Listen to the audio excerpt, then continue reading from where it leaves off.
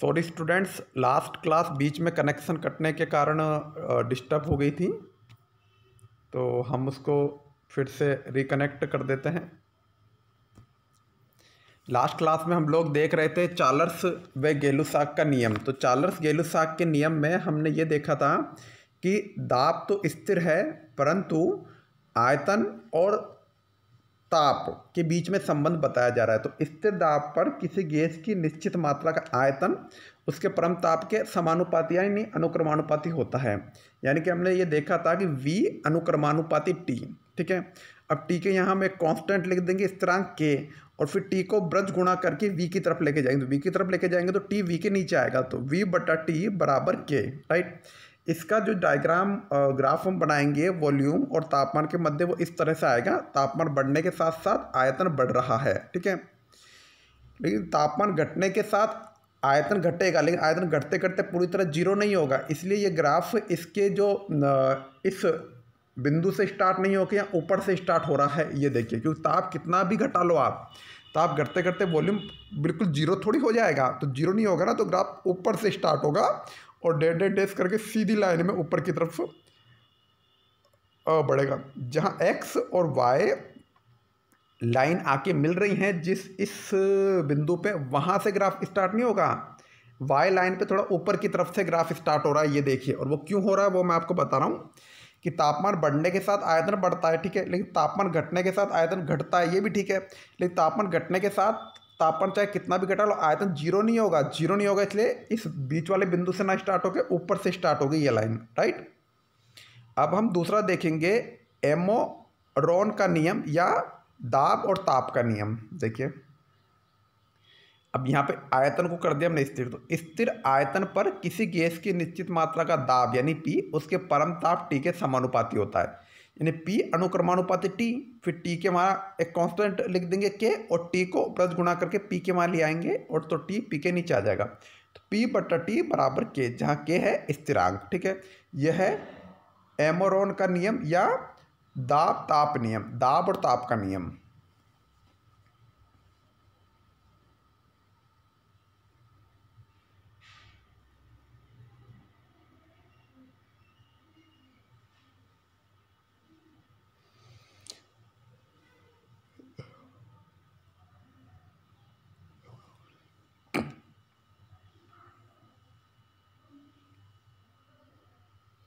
Next है Avogadro का नियम। आवोगाद्रो का नियम क्या कहता है? आवोगाद्रो का नियम कहता है कि जब ताप भी निश्चित हो, दाब भी निश्चित हो, गैस का आयतन भी निश्चित हो, यानी तीनों ही चीज़ें निश्चित हैं, तो उसके द्रव्यमान या उसके मोलों की संख्या भी समान होगी, ठीक है। देखिए, निश्चित ताप व दाब पर किसी गैस का आयतन उसके द्रव्यमान या उसके मोलों की संख्या के समानुपाती होता है। हम ये कहना चाहते हैं इनडायरेक्टली कि ताप भी सेम हो, दाब भी सेम हो और आयतन भी सेम हो। दो गैसें हमने ली, उनका ताप भी सेम है, उनका दाब भी सेम है, उनका आयतन भी सेम है, तो दोनों गैसों के अंदर मोलों की संख्या, है ना, समान होगी। जितने मोल उसमें, उतने मोल ही उसमें होंगे।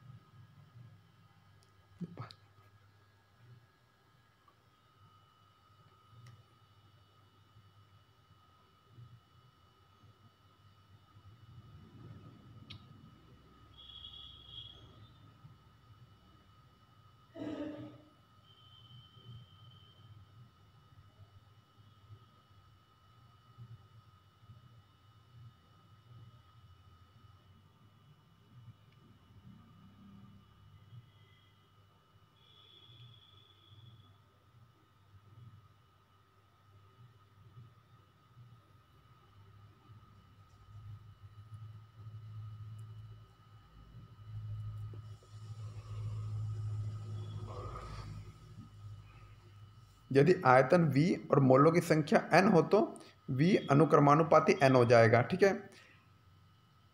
यानी कि जब ताप निश्चित है, दाब निश्चित है, तो आयतन जो होगा वो मोलों की संख्या के अनुक्रमानुपाती होगा। मोलों की संख्या ज़्यादा, आयतन ज़्यादा, मोलों की संख्या कम तो आयतन कम। ठीक है, तो V अनुक्रमानुपाती N, फिर N के वहाँ कौन, ये N कैपिटल वाला नहीं लिखना, स्मॉल वाला लिखना, क्योंकि मोलों की संख्या को रिप्रेजेंट कर रहा है, मोलों की संख्या को प्रदर्शित कर रहा है। तो N के यहाँ कॉन्स्टेंट आ जाएगा K, उसके बाद N को ब्रज गुणा करके V के नीचे ले आएंगे, तो V बट्टा N बराबर K। ठीक है, अब देखिए इस नियम को समझाने के लिए कह रहे मान लो हमने दो गैसें ली। ठीक है, दो गैसों का वॉल्यूम, एक का V1 है, एक का V2 है। ठीक है, तो अगर ताप भी सेम है, दाब भी सेम है, और दोनों गैसों का वॉल्यूम V1 का जितना वॉल्यूम है उतना ही V2 का वॉल्यूम है, तो V1 के अंदर जो मोलों की संख्या N1 है और दूसरी वाली गैस V2 के अंदर जो मोलों की संख्या N2 है, वो मोलों की संख्या भी बराबर ही होगी। यानी कि समान ताप व दाब पर और मोलों की संख्या बराबर होगी, तो मोलों के अंदर अणुओं की संख्या भी बराबर होगी, क्योंकि एक मोल में कितने अणु होते हैं, एक मोल में अणुओं की संख्या होती है 6.023 इंटू 10⁻, यानी 10⁻23 है ना, 6.023 इंटू यानी गुणा 10⁻23 है ना। इस संख्या को आवोगाद्रो संख्या कहते हैं। आवोगाद्रो संख्या क्यों कहते हैं, कि एक मोल में उपस्थित अणुओं की संख्या है ये 6.023 इंटू 10⁻23 है ना। तो जब मोलों की संख्या सेम है तो अणुओं की संख्या भी सेम होगी, क्योंकि एक मोल में अणुओं की संख्या सेम है। मतलब हम किसी एक गैस का एक मोल लें और उसके अणुओं की संख्या को गिनें, दूसरी गैस का भी एक मोल लें, उसके अणुओं की संख्या को भी हम गिनें, तो पहली गैस के अगर मोल समान है, यानी ये भी एक मोल है, ये भी एक मोल है, तो दोनों में अणुओं की संख्या भी समान होगी, और वो कितनी होगी 6.023 इंटू 10⁻23, यानी कि समान ताप व दाब पर अणुओं की संख्या समान होने पर गैस का आयतन भी समान ही होता है। 0 डिग्री सेंटीग्रेड ताप व एक वायुमंडलीय दाब NTP, normal temperature and pressure कहता है। ठीक है, NTP कई बार पूछ रहे थे, NTP क्या है, STP क्या है। देखिए 0 डिग्री सेंटीग्रेड ताप और एक वायुमंडलीय दाब को हम कहते हैं NTP, normal temperature and pressure. N मतलब नॉर्मल, नॉर्मल को हमने माना है 0 डिग्री सेंटीग्रेड। अगर STP है स्टैंडर्ड टेम्परेचर एंड प्रेशर, तो स्टैंडर्ड में दाब तो वही रहेगा एक वायुमंडलीय, लेकिन तापमान ये नहीं रहेगा। अगर STP या स्टैंडर्ड टेम्परेचर एंड प्रेशर, तो S आएगा ना, वहाँ 0 डिग्री सेंटीग्रेड ताप नहीं आएगा, 25 डिग्री सेंटीग्रेड ताप आएगा। तो याद रखना, N यानी नॉर्मल आए तो 0 डिग्री सेंटीग्रेड ताप, और S यानी STP हो, S यानी स्टैंडर्ड ताप हो, स्टैंडर्ड टेम्परेचर एंड प्रेशर, तो 25 डिग्री सेंटीग्रेड होगा। ठीक है, तो आवोगाद्रो के अनुसार NTP यानी नॉर्मल टेम्परेचर एंड प्रेशर पे एक मोल गैस का आयतन कितना होता है, 22.4 लीटर। इसको अच्छे से याद कर लेना, 22.4 लीटर या 22.4 डेसीमीटर क्यूब। ओके,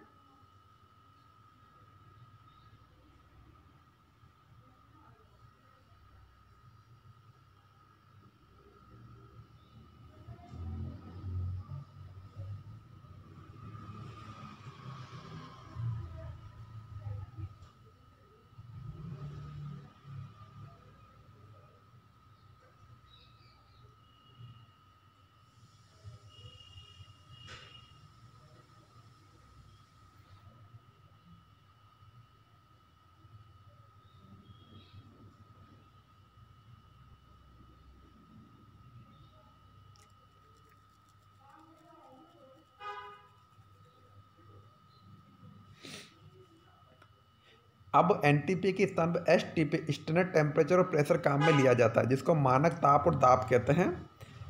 STP को SATP भी आजकल कह रहे हैं, standard ambient temperature and pressure. SATP standard ambient temperature and pressure.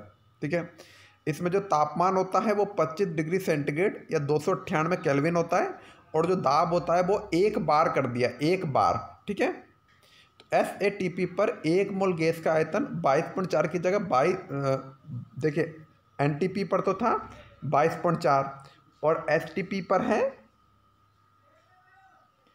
24.789 litre या डेसीमीटर की। तो एक मोल किसी पदार्थ की वह मात्रा जिसमें अणुओं या परमाणुओं की संख्या उतनी है जितनी कार्बन 12 के 0.012 किलोग्राम, और किलोग्राम को आप ग्राम में बदल दो, 12 ग्राम, 1 2 और 3, 12 ग्राम में। देखिए मैं आपको बताऊँ, NTP पर तो आयतन था 22.4 लीटर और STP पर है 24.789 लीटर। पहली चीज़। दूसरी, एक मोल किसी पदार्थ की वह मात्रा मतलब मोल किसे कहते हैं वो बताया जा रहा है। तो एक मोल किसी पदार्थ की वह मात्रा है जिसमें अणुओं या परमाणुओं की संख्या उतनी हो जितनी कि कार्बन 12 के 12 ग्राम में कार्बन की है। देखिए यहाँ किलोग्राम में, इसलिए 0.012 लिखा हुआ है। अगर किलोग्राम को ग्राम में बदलेंगे तो 12 ग्राम आ जाएगी। तो देखिए कार्बन 12 के 12 ग्राम में जितने अणुओं की संख्या है, किसी दूसरे पदार्थ की भी अगर उतने ही अणुओं या परमाणुओं की संख्या होगी तो वो पदार्थ भी एक मोल कहलाएगा। कार्बन 12 के 12 ग्राम लिए, उसमें जितने परमाणु होंगे या अणु होंगे, दूसरे पदार्थ में भी अगर उतने ही परमाणु में, तो वो एक मोल कहलाएगा। ठीक है।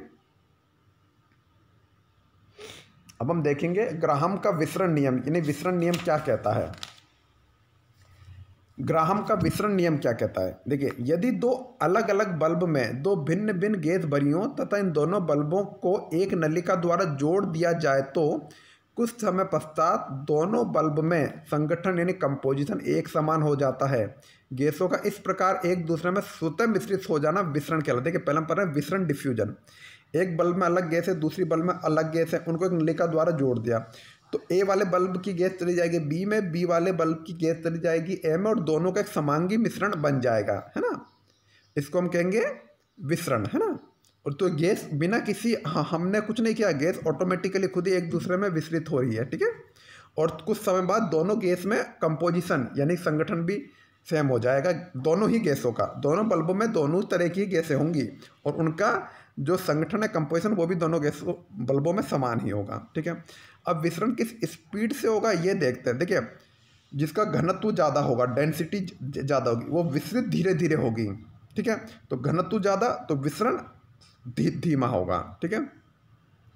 निसरण, इफ्यूजन। यदि किसी गैस को उच्च दाब के क्षेत्र से निम्न दाब की ओर एक बारीक छेद में से गुजारा जाता है तो यह निसरण कहलाती है। जैसे एक जगह गैस भरी हुई है, ठीक है, उसमें दाब उच्च है, अब वहाँ एक बारीक छेद करके वहाँ से गैस को निकाला जा रहा है ना, तो ये कहलाएगी अनिसरण। ठीक है।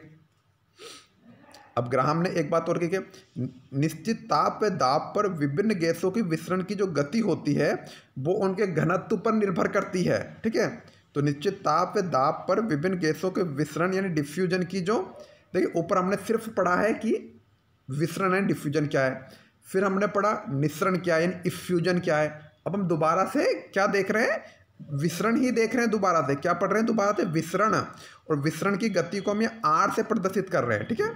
तो निश्चित ताप व दाब पर विभिन्न गैसों के विसरण की जो गति होती है वो उनके घनत्व के वर्गमूल यानी अंडर के व्युत्क्रमानुपाती होती है। फॉर्मूले में भी आप देख सकते हैं गैस के विसरण की गति को आर से बताया गया है और गैस के घनत्व को डी से बताया गया है। तो आर व्युत्क्रमानुपाती 1/√d है, सिर्फ डी नहीं है, अंडर यानी वर्गमूल डी है। ठीक है।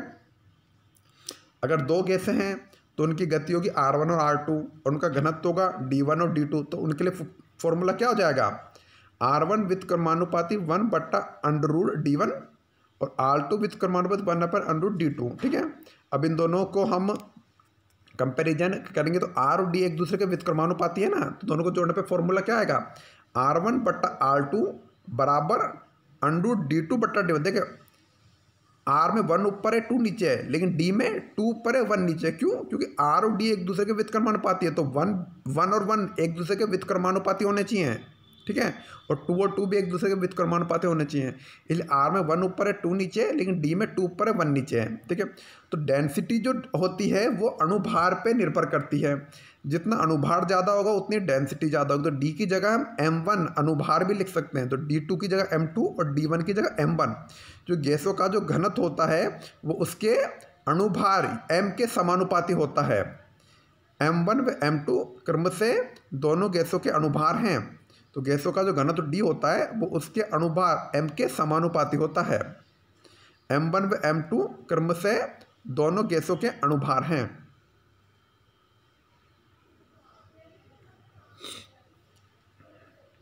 अब आदर्श गैस समीकरण क्या है, ये जो जितने भी नियम हमने पढ़े हैं इन सबको जोड़ के एक समीकरण बनाई गई है जिसे आदर्श गैस समीकरण कहते हैं।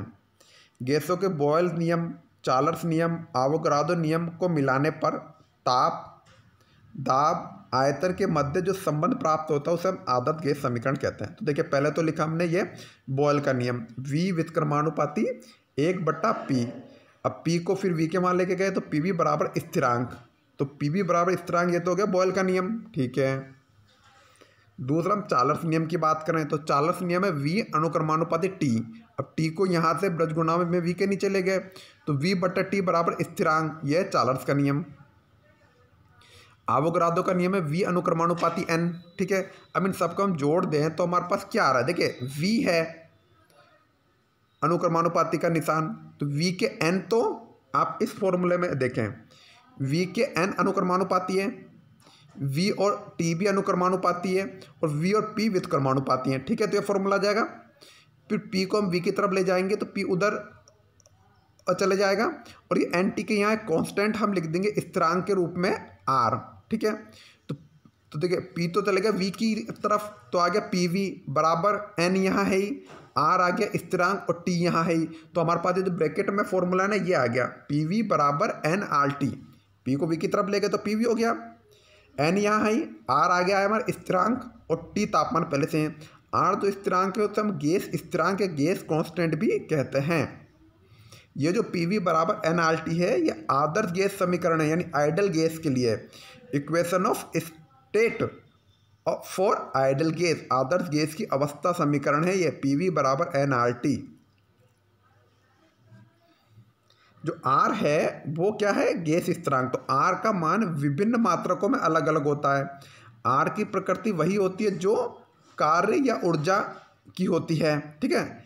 R का मान अलग अलग मात्रकों में अलग, देखिए R वैसे तो कांस्टेंट, उसका मान सेम रहेगा, लेकिन मात्रक में अलग अलग हो जाएगा। देखिए मान लो कि हम ग्राम में कहें तो क्या बोलेंगे 1000 ग्राम, लेकिन अभी इसको ग्राम में नहीं बोल के हम बोल रहे हैं किलोग्राम में, तो 1000 थोड़ी बोलेंगे, फिर बोलें 1 किलोग्राम। तो इसलिए मात्रक चेंज होने के साथ R का मान चेंज होगा, वैसे R कांस्टेंट है, ठीक है। PV बराबर NRT में अगर हम इनके मान रखें और इनको हम मात्रक में चेंज करें तो R का मान वही होगा जो कार्य या ऊर्जा का मान होता है। तो R बराबर कार्य या ऊर्जा प्रति मोल प्रति केल्विन। तो R बराबर या तो कार्य बटा मोल बटा केल्विन होगा, या R ये जो यहाँ लिखा ना ये वाला ये है कार्य बटा मोल बटा ताप, यानी ताप क्या है केल्विन, है ना। और जो कार्य है उसको बल इंटू लंबाई कार्य है ना, तो कार्य को हम ऊर्जा भी कहते हैं। तो या तो R का मान हम कहेंगे कार्य बट्टा मोल बट्टा ताप, या कार्य की जगह अगर मैं ऊर्जा लिखूँ तो ऊर्जा बट्टा मोल बट्टा ताप, ठीक है। ये हो जाएगा R का मान यहाँ लिखा हुआ है। इसमें कार्य लिखोगे तो भी प्रति मोल प्रति केल्विन आएगा, ऊर्जा लिखोगे तो भी प्रति मोल प्रति केल्विन आएगा। कार्य ऊर्जा दोनों में से कोई एक लिख सकते हो, प्रति मोल प्रति केल्विन तो आएगा ही। अब विभिन्न इकाइयों के लिए R का मान क्या होगा वो हम देख लेते हैं। देखिए R का मान लीटर एटमॉस्फेयर में क्या होगा, R का मान लीटर एटमॉस्फेयर में होगा ये 0.0821, यानी 0.0821, वैसे 821 इसको नहीं बोलेंगे 821 बोलेंगे, लीटर एटमॉस्फेयर प्रति केल्विन प्रति मोल, ठीक है। अब R का मान अगर हम CGS पद्धति में निकालते हैं तो CGS पद्धति में क्या होता है, देखिए CGS पद्धति में R का मान जो होगा वो ये होगा, R बराबर 8.314 जूल प्रति मोल प्रति केल्विन। ये R बराबर 8.314 जूल प्रति मोल प्रति केल्विन, ये 8.314 जूल प्रति मोल प्रति केल्विन, ठीक है। अब R का मान, अगर ये R का मान हमारे कई जगह काम आएगा क्योंकि जो गणना करते हैं वो जूल में ही करते हैं, तो 8.314 याद रखना। फिर R का मान अगर कैलोरी में तो 1.99 कैलोरी प्रति मोल प्रति केल्विन। कई बार इसे 1.99 को हम डायरेक्ट 2 भी लिख देते हैं, 2 कैलोरी प्रति मोल प्रति केल्विन, यानी लेकिन अगर नॉर्मली बात करें तो 1.99 प्रति कैलोरी प्रति मोल प्रति केल्विन, ठीक है। जब हम SI पद्धति की बात करते हैं तो SI पद्धति में वही जो कि हम CGS पद्धति में काम में ले रहे थे, 8.314 जूल प्रति मोल प्रति केल्विन। जूल बराबर होता है ना, अब एक चीज़ याद रखना, R बराबर 8.314 जूल प्रति केल्विन प्रति मोल। SI पद्धति में भी यही है, CGS पद्धति में यही है, और सामान्य कैलकुलेशन में भी हम इसी को काम में लेते हैं। हाँ, जब कैलकुलेशन कैलोरी में कर रखी हो तो हम काम में लेते हैं 1.99 यानी 2, ठीक है। और जूल बराबर होता है न्यूटन इंटू मीटर। तो आज तक की क्लास यहीं, नेक्स्ट क्लास में हम आगे देखेंगे कि गैसों का अणुगति सिद्धांत क्या कहलाता है। तब तक के लिए टेक केयर, बाय बाय।